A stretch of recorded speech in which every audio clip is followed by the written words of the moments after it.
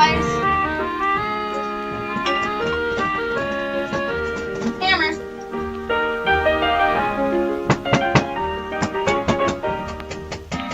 Here. It's finished. It's Great. finished. My work is finished. Go with the lights. Your work. Yeah. My work. No. Our work. I think this is the solution to all our problems, my friend. How do you think it's gonna work? We're gonna go to a time where the war is no more. No. Should we give it a try? Yeah.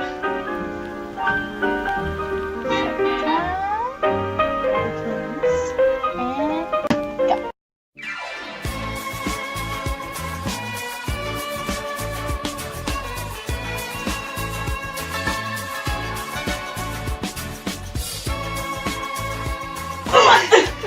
Where are we?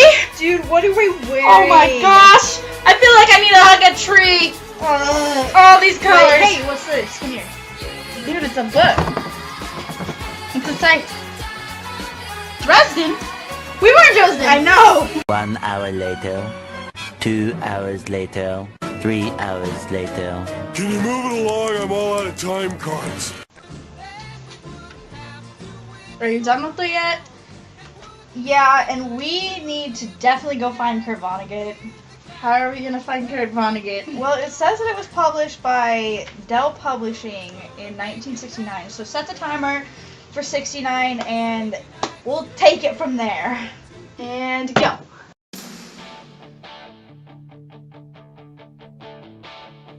I got my first real 6-string. Is this Dell Publishing?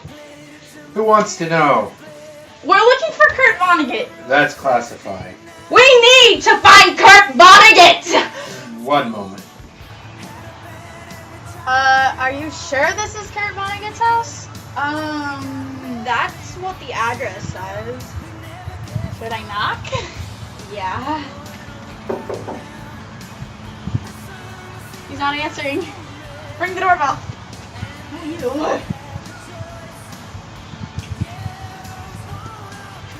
He's still not answering. The door's unlocked. Should we go in? I guess. Come on. That's impolite. Mr. Vonnegut? Kurt? Hello? Is anybody here? We're fans of your work. We'd like to know more about it.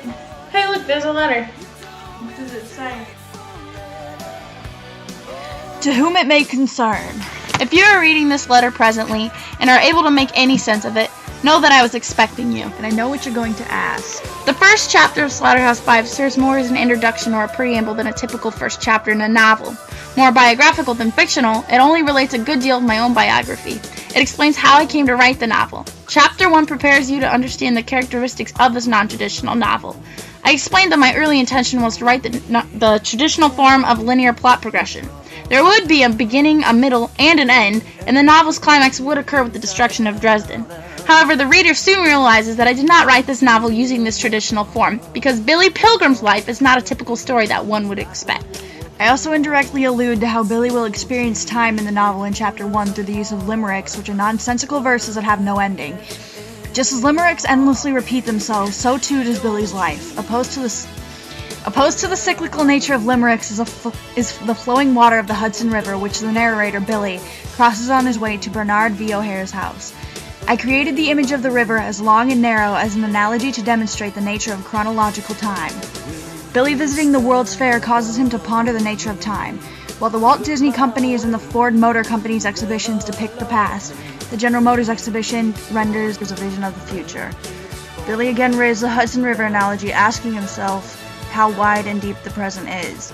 Slaughterhouse-Five is an account of Billy Pilgrim's capture and incarceration by the Germans during the last years of World War II, and scattered throughout the narrative are episodes from Billy's life, both before and after the war, and from his travels to the planet Tralfamadore. Billy is able to move both forwards and backwards through his lifetime in an arbitrary cycle of events, and during the tedious life of a 1950 optometrist in Ilium, New York, he is the lover of a former pornographic movie star on the planet Tralfamadore and simultaneously an American prisoner of war in Nazi Germany. I used Billy's ability to travel in time as a device to evoke a wide range of scenes from Billy's life. The multi-dimensional panorama points out the importance of cyclical time and psychological experiences during events that receive equal emphasis in linear time. While some scenes become so jumbled that they seem to have no cause or effect, one must remember my comments on the title page. I suggest that my narrative is schizophrenic, and I invite whomever reads it to become psychologists helping Billy make sense of his life. My novel's central topic is the horror of the Dresden bombing. As a witness to the destruction, Billy confronts fundamental questions about the meaning of life and death. Traumatized by the events in Dresden, Billy can provide no answers. As a soldier, he is dislocated in a system where there is no reward, no punishment, and no justice. Although his life as an optometrist, a husband, and a father is materially fulfilling, he is unable to find a peace of mind because of the trauma he suffered in Dresden. Ultimately, Billy reconciles his trauma with the acceptance of the Tralfamadorian doctrine that there is no such thing as free will. Billy cannot change the past, the present, or the future. In the final analysis, I suggest that life is like a simple, meaningless limerick with a nonsensical verse that never ends. It continuously repeats itself. At the beginning, the bird's song asks, "Pooty wheat?" At the end of the novel, Billy hears the bird still asking the same simple, meaningless question. I broke away from the tradition with form in which Billy Pilgrim's story is depicted. Fearlessly straying from the typical forms and structure, I played with the concept of time and how it affects the significance of certain moments in life. Billy suffers from random bursts of time traveling in which he revisits individual moments in his life which all relate to one another through his time spent in World War II. Subsequent to surviving the war, Billy settles down in Ilium, New York, creates a family with his wife Valencia, and becomes a successful optometrist. On the night of his daughter's wedding, Billy is abducted by aliens and put on display in a human zoo on their planet called Tralfamador. While spending time with the extraterrestrials, Billy learns about their beliefs, such as the fact that the aliens live in a fourth dimension. According to the Tralfamadorians, the fourth dimension contains all moments of time occurring and reoccurring infinitely and simultaneously. Instead of seeing time as linear like humans, the aliens view it as an endless cycle in which all moments have already happened. This philosophy mirrors the structure of the novel, where there is no chronological order, simply flashbacks leading to other flashbacks. Although the entirety of Billy's lifespan is covered from infancy until his eventual assassination in 1976, the sporadic form creates a very complex plot which lacks any defined beginning, middle, or end. Billy is spastic in time. He has no control over where he is going next. In reality, there are three plots which are simultaneously intertwined and work to characterize Billy. One concentrates on Billy's past war experiences, which are founded upon facts. The other his real human life in Ilium. And the third is a science-fictional journey he embarks on when he is held prisoner in Tralfamador. None of these plots are depicted in chronological order. Instead, they are scattered throughout the novel. Another key aspect of the structure of Slaughterhouse-5 is recapitulation. My intention was to force the reader to see the book as a novel, somewhat in the telegraphic, schizophrenic manner of Tales of the Planet Tralfamador. The Tales of Tralfamador are recounted in short books consisting of clumps of symbols which Tralfamadorians read all at once, not one after the other, since there isn't any particular relationship between all the messages except that the author has chosen them, so that they produce an image. One can say that this novel, with its brief passages and its short sets of sentences, has a physical resemblance to the Tralfamadorians' idea of a book. Many of these juxtaposed segments do not relate sequentially. Once they are pieced together, each individual moment assembles a complete and delineated meaning. The nonlinear characterization of Billy Pilgrim ascertains the idea that he is simply not an established identity who undergoes a series of life changes, but instead, he is the sum of his parts. The total of all the different things he is at all of the different times. The bombing of Dresden is a link in the chain, situating all of the other seemingly miscellaneous events. I played with structure by having the main crisis of the story take place before the events leading up to them. In my novel, it is difficult to separate rising action and falling action. The entire novel could be said to be rising action, since the bombing of Dresden happened at the end, even though the reader knows what is going to happen before seeing it in the story. Nearly every climatic event either is shown or described before the events leading up to it. The reader knows about Billy's marriage and death before being showed them, along with his abduction before it takes place.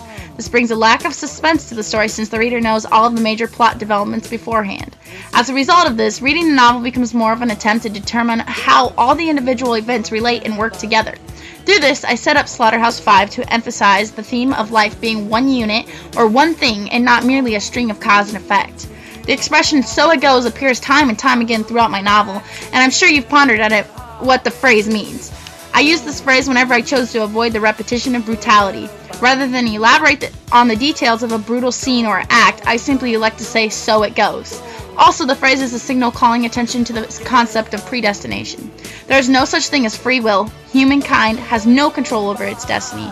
So it goes, whatever will be, will be. The concept of predestination, introduced by my use of cyclical time and the expression "so it goes," should further your understanding of the meaning behind the two books that the narrator, Billy, takes with him on his and O'Hara's trip to Dresden.